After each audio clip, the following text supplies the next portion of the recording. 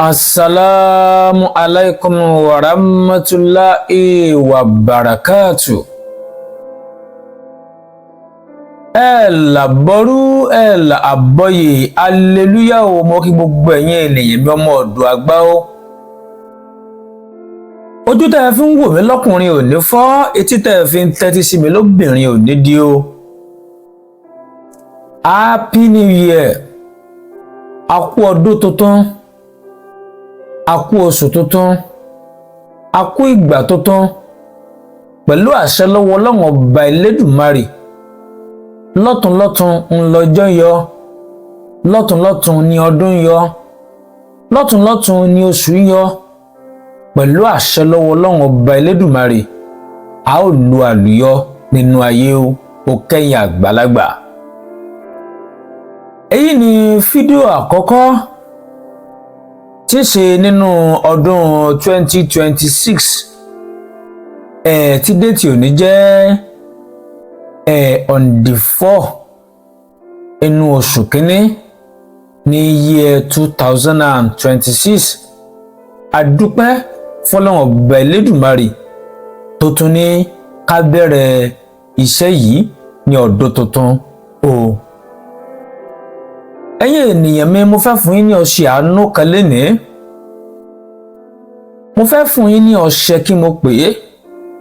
Torí ọdún tuntun la wà yìí, àánú la nílò.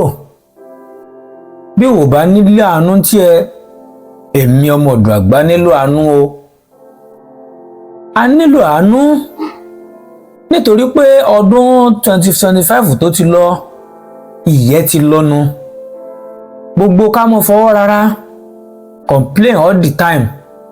Complain, ẹnu gbẹ, nǹkan rí bákan, nǹkan ò rí bákan. Tá a pariwo ní 2025 kò tó dáa ká tún máa tún kò sí ní ọdún tuntun yìí. Ká mọ̀ fọdún á ní àmọ́ fọdún yìí dún ni. Ẹni tọ́dún bá bá láyé kó dúpẹ́. Ẹni tọ́dún yìí ọ̀hún ò bá dùn mọ́, dandan ni kọ́dún yìí kó dùn mọ́. Mo fi nípa ọmọ fọdún yìí dún. Ọlọ́run Ọba Elédùmarè ní padà lẹ́yìn wa. Ọṣẹ àánú yìí mo fẹ́ kí ẹ jẹ́ ká gbé lura. Mo fẹ́ kẹ́ jẹ́ ká ṣe é. Ẹ ṣe ẹ ti gbìyànjú rẹ wò. Ẹ rí i pé iṣẹ́ ń jẹ́ òògùn jẹ́ pẹ̀lú. Ọdún tuntun yìí ẹ ò gbádùn èmi ọmọ ọ̀dọ̀ àgbà láṣẹ lọ́wọ́ Ọlọ́run Ọba Elédùmarè. Lágbára Ọlọ́run lónìí fi wá ṣàwátì o. A ò ní wára wa tì láṣẹ lọ́wọ́ Ọlọ́run Ọba Elédùmarè. Ó yá ẹ máa bá mi ká lọ. Ẹ bá mi lọ rẹ yẹlé funfun kan, àyè ní kẹ́ra. Ẹ bá mi ra pòpórò ọkà bàbà. Àwòrán wọn náà lẹ ń wò lójú móhùnmáwòrán tàbí ẹ̀rọ ìbánisọ̀rọ̀ yín yẹ. Ọkà bàbà, pòpórò ọkà bàbà. À ń pe ewé kan ní ewé kọ́nu-kọ́họ. Àwòrán rẹ̀ náà lẹ ń wò lójú fóònù yín yẹ. Ẹ bá mi wá díẹ̀ níwọ̀nba. Ẹ bá mi ra osùn. Ẹ sì bá mi ra ìgò bíntù ní 2 tàbí 3 tàbí tó sábà pé ó le tó po iṣẹ́ yìí. Ẹ bá mi rà.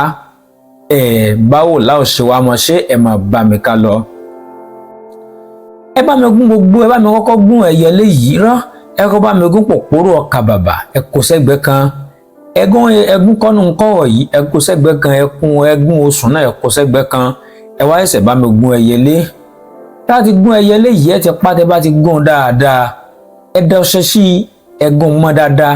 Ẹ dẹ̀rọ̀ ìjà àkọ́kọ́ ẹ dá sí ẹ tó gún mọ́. Ìkejì ẹ dá sí ẹ gún mọ́. Ìwà tẹ bá gún gbogbo ẹ dáadáa tó yí pọ̀ mọ́ra wọn. Ẹ má fomi sí. Ẹ bá mi fi ìgò bíntù yìí ẹ bá mi fi po ọṣẹ yìí. Ẹ jẹ́ ká po ọṣẹ yìí. Ẹ jẹ́ ká mú ike funfun kan. Ẹ jẹ́ ká fi aṣọ funfun kan, ẹ jẹ́ ká fi tẹ́ tàbí igbá kan. Ẹ jẹ́ ká po ọṣẹ yìí lé lórí. Tá bá ti kó ọṣẹ yìí lé lórí tán, ẹ jẹ́ ká bá tún bá mi dà bíntù lé lórí dáadáa díẹ̀ níwọ̀nba. Ẹ bá mi ṣe kíni, ẹ bá mi dè. Ẹ dè fún ọjọ́ 3. Lẹ́yìn ọjọ́ kẹta, ẹ jẹ́ á máa bú ẹ̀ lówùúrọ̀ kùtùkùtù pẹ̀lú kẹ̀ǹkẹ̀ ọ̀tọ̀ọ̀tọ̀. Ẹ̀gẹ́tẹ́ bá lò lónìí kọ́ lẹ́rọ lọ́la o. Tẹ́ bá ń lo iṣẹ́ yìí, àpẹẹrẹ tẹ́ kọ́kọ́ máa rí lọ́kùnrin ni pé ẹ rí pé àwọn obìnrin ó máa ọkọ nífẹ̀ẹ́ yín, yóò kọ́kọ́ máa mú obìnrin wá. Ṣùgbọ́n ẹ ṣọ́ra o. Ẹ bá ṣe mú ẹ má mọ̀ wò pé kíní bẹ́ẹ̀ bá tẹ́ bọ́bọ̀rin bá ṣe wọ́n bẹ́ẹ̀ bá ṣe lè mú ọgbọ́n iṣẹ́ yẹn ò ní ṣiṣẹ́ fún yín ntí yóò mọ mú wá nù fún yín ó ṣiṣẹ́ gidi gan ọlọ́run ọba Elédùmarè ò ní padà lẹ́yìn wa happy new year a ò ní pinnu ìyà láṣẹ lọ́wọ́ ọlọ́run ọba Elédùmarè èmi ọmọ yín náà Dr. Modu Àgbà tó bá rí bákan náà ire o.